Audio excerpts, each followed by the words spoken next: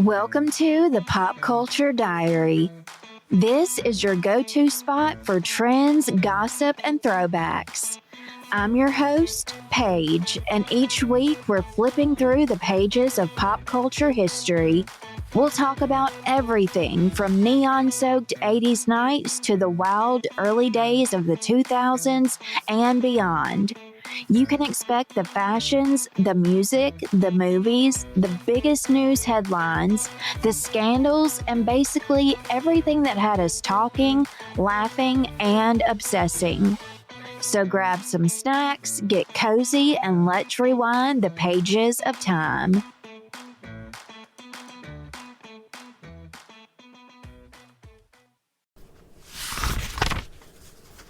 Okay, let's go through the first diary entry in 1980 with the big news headlines, because before we can get into the fads, fashions, and guilty pleasures, we need to set the scene with what was happening in the world.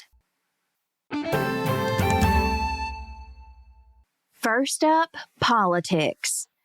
In 1980, Ronald Reagan was elected President of the United States, beating Jimmy Carter. Reagan came in with charm, one-liners, and Hollywood polish. Jimmy Carter left with sky-high inflation, an energy crisis, and the weight of the Iran hostage crisis.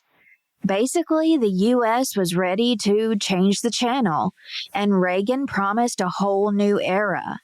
Whether you loved him or not, the Reagan era did shape the entire decade. So, speaking of the Iran hostage crisis, that was still headline news throughout 1980. 52 Americans were being held captive in Tehran, and the whole country was glued to nightly television to see the latest updates. Families watched, waited, and hoped, while Jimmy Carter struggled to bring them home. Spoiler: they weren't released until January of 1981, literally the day Ronald Reagan was sworn in. Talk about timing. Meanwhile, the economy was, well, let's just say nobody was exactly thriving. Inflation was through the roof, gas prices were painful, and paychecks weren't stretching very far. It was called stagflation, which sounds like a bad disco band, but was actually just an ugly combination of high prices and low growth. People were worried, frustrated, and pinching pennies, which explains why bargain shopping, coupons, and DIY solutions were extremely big in the 80s. Now, across the globe, Iraq invaded Iran in September of 1980, kicking off the brutal Iran-Iraq War. This wasn't just local news, it sent shockwaves through global politics and oil markets. The Middle East was already a powder keg, and this war added years of chaos. Over in Poland, something important was brewing too. Workers at the Gdańsk shipyard went on strike, and out of that came the Solidarity movement. It was the first independent labor union in the Soviet bloc. Imagine being in communist Poland and saying, actually, we'd like a little freedom. That was huge, and it set the stage for changes that would eventually help bring down the Iron Curtain. Back in the U.S., nature made headlines in a big way when Mount St. Helens erupted in Washington state in May. Ash rained down for miles, entire landscapes were destroyed, and the eruption was one of the deadliest and most destructive in U.S. history. If you lived in the Pacific Northwest, you probably still remember where you were that day. Sports were not immune to politics either.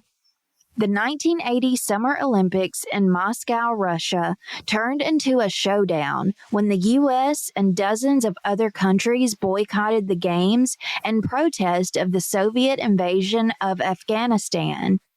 Imagine training your whole life to be an Olympic athlete, and then your country says, sorry, you're sitting this one out. brutal.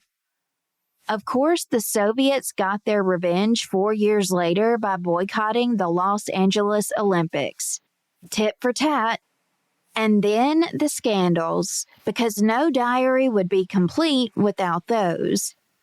1980 gave us Abscam and Brylab, two political corruption scandals involving bribery and FBI sting operations. Basically, it was a reminder that politicians were just as messy in the 80s as they are today. But perhaps the most heartbreaking headline of the year came in December, when John Lennon was murdered. On December 8th, outside his New York apartment building, John Lennon was shot and killed. The world was stunned. Fans gathered by the thousands. Radio stations played nothing but Beatles music, and it felt like the end of an era.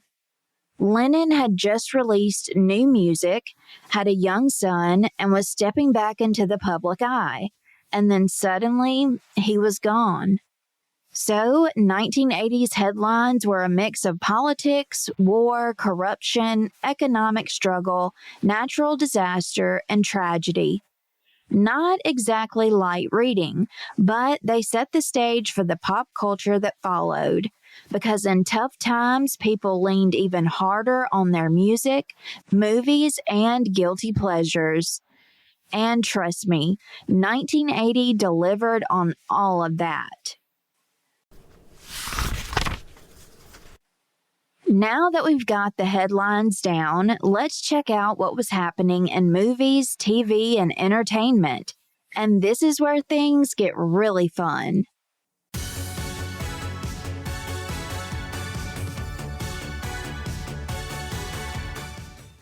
So, in the diary of 1980, pop culture was loud, colorful, dramatic, and unforgettable. Movies and music were not just entertainment, they were cultural earthquakes. And honestly, it was just the beginning, because the 80s, they were only warming up. 1980 was a blockbuster kind of year. The world was still reeling from Star Wars from '77.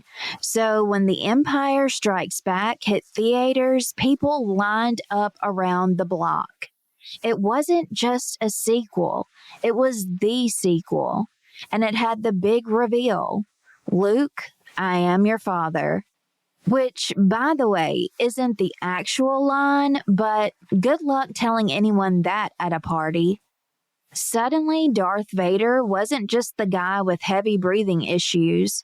He was Luke's dad. Minds blown. Other big movies of 1980? 9 to 5 was serving up workplace comedy with Dolly Parton, Jane Fonda, and Lily Tomlin. They made Sticking It to the Boss look glamorous, and the soundtrack was a hit too. The movie Airplane also landed in theaters that year. It was absurd, hilarious, and filled with so many one-liners we're still quoting it today. Don't call me Shirley. And then there was The Shining. Jack Nicholson, a haunted hotel, creepy twins in the hallway. It cemented itself as one of the most iconic horror films ever. Fun fact, Here's Johnny wasn't even in the script. Nicholson improvised it, and now it's forever stuck in the nightmares of anyone who's ever had to stay in an old hotel. On the cult side, Friday the 13th was released, introducing Jason Voorhees. Well, sort of. If you've seen it, you know Jason's mom was actually the killer in the first movie. Talk about a plot twist. But it was enough to kickstart a franchise that just refuses to die. And yes, Clint Eastwood was still making tough guy movies, like Any Which Way You Can, which also starred an orangutan, because in 1980, even the animals got screen time. Now, television shows in 1980 gave us The Dallas Cliffhanger. Who Shot JR? It became one of the biggest water cooler moments in TV history. People waited all summer to find out, and when the answer finally came, nearly 80 million Americans tuned in. Let me repeat that. 80 million people watching the same show at the same time. To put that in perspective, that's more viewers than the Super Bowl that year. Forget TikTok trends. This was peak cultural obsession. People were actually taking bets from March until November on who really shot JR. And as it turned out, JR's wife, Sue Ellen, a former beauty queen, well, her sister, Kristen Shepard, and JR's lover was the one responsible. She managed to get a hold of JR's gun by luring Sue Ellen away with alcohol, and later slipped the weapon back into Sue Ellen's closet. And the drama wasn't just on screen. Off screen, Hollywood was buzzing with rumors and gossip. Elizabeth Taylor was on her 7th husband by 1980. She'd eventually go for number 8 because why stop there? Her marriages were headline fuel. There were whispers about Richard Burton, Elizabeth Taylor's famous ex. Their on-again, off-again love story had been tabloids' bread and butter throughout the 60s and 70s, and people were still fascinated. Over on the comedy side, Saturday Night Live was in transition. The original cast, the not ready for primetime players, had left. Critics were skeptical about the new faces, and honestly, the show hit some rough patches. But it was still where edgy comedy lived, and it gave us glimpses of the next wave of stars. Game shows and sitcoms were still king, but you could feel celebrity culture shifting. Stars weren't just actors or singers anymore.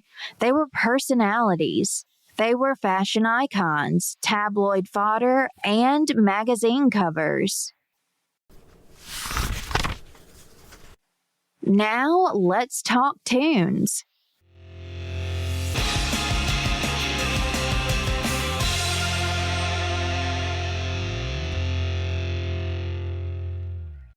The charts in 1980 were wild. Blondie gave us Call Me, a disco rock hybrid that screamed the 80s have arrived. Queen was out here with Crazy Little Thing Called Love, proving they could do rockabilly better than Elvis. Pink Floyd's Another Brick in the Wall Part 2 had kids chanting, "We don't need no education," which I'm sure made every teacher in America sigh deeply. And then there was Funky Town by Lips Incorporated. You couldn't escape it. If you've ever heard it once, congratulations, it's already stuck in your head again. Disco by this point was wheezing its last breath. New wave, punk, and synth-heavy pop were on the rise. Artists were experimenting, pushing boundaries, and setting up the soundtrack for the decades ahead. But again, December 1980 changed everything in the music world when John Lennon's life was taken. Fans gathered by the thousands, crying and singing Beatles songs in the streets. It was one of those moments where people remember exactly where they were when they heard the news.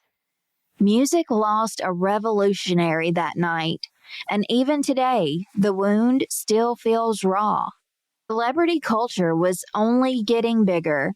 Movies had soundtracks that dominated the charts, like Dolly Parton's 9 to 5. Stars weren't just actors or singers anymore. They were brands. And if you wanted to know what was cool in 1980, you didn't look it up on your phone. You looked at movie stars, musicians, and TV characters. Shoulder pads were coming in hot. Pastels and neons were making their debut.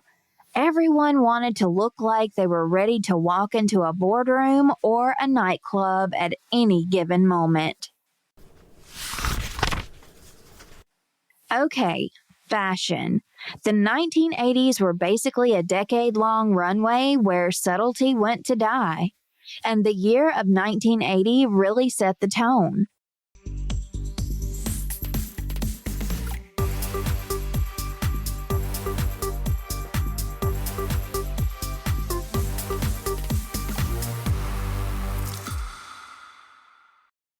Like I mentioned, shoulder pads were coming in hot. The logic for that was simple. The bigger the shoulder pad, the bigger the power. Whether you were walking into a boardroom or just the grocery store, you had to look like you were prepared to tackle a linebacker.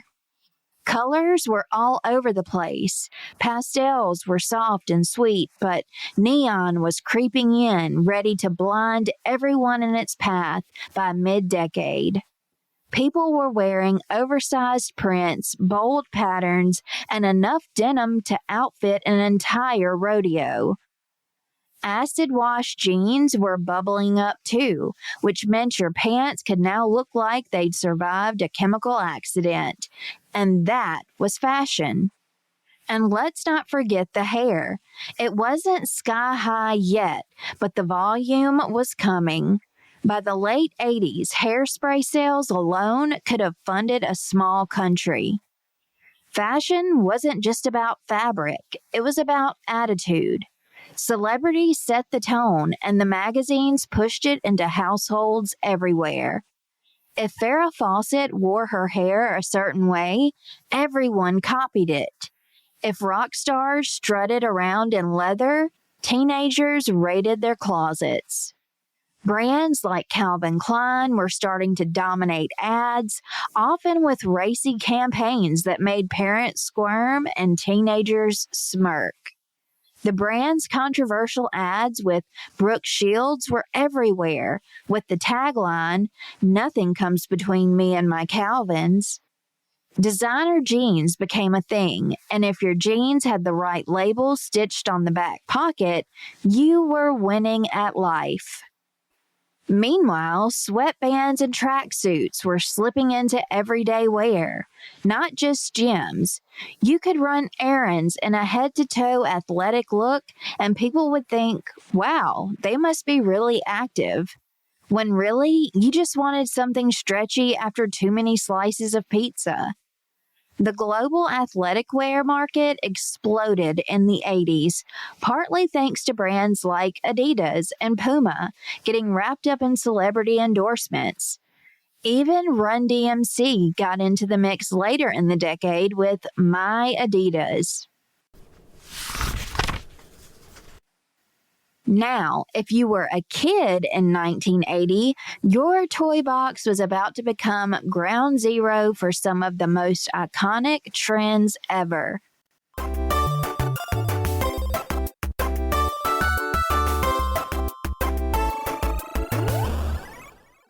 Even toys and gadgets bled into fashion and identity. Kids who loved Star Wars had the lunchboxes, the pajamas, and the Halloween costumes. The Rubik's Cube became such a phenomenon that it showed up on TV shows, cartoons, and even on t-shirts. It wasn't just a puzzle. This thing was a cultural badge. The Rubik's Cube was originally called the Magic Cube, but it was rebranded in 1980, and suddenly everyone was twisting their way to frustration. It became a status symbol. If you could solve it, you were basically a genius, and if you couldn't, you probably peeled off the stickers like the rest of us and pretended. Board games and action figures were everywhere, but 1980 was also when the Star Wars toy line became unstoppable. Every kid wanted Luke, Leia, Vader, and if you were unlucky, maybe you got stuck with some random background alien. Nothing stung quite like opening a gift and seeing, oh, it's Hammerhead. Technology was stepping into our living rooms in ways that felt futuristic at the time. Commodore launched the VIC-20, one of the first affordable home computers. For under $300, you could bring this beige box of wonder into your home and type in code for hours just to make the screen flash different colors. These days, that sounds like torture, but back then, it was like holding the future in your hands. And let's talk about the Sony Walkman. It technically launched in Japan in 1979, but by 1980, it was hitting the US and becoming the must-have gadget.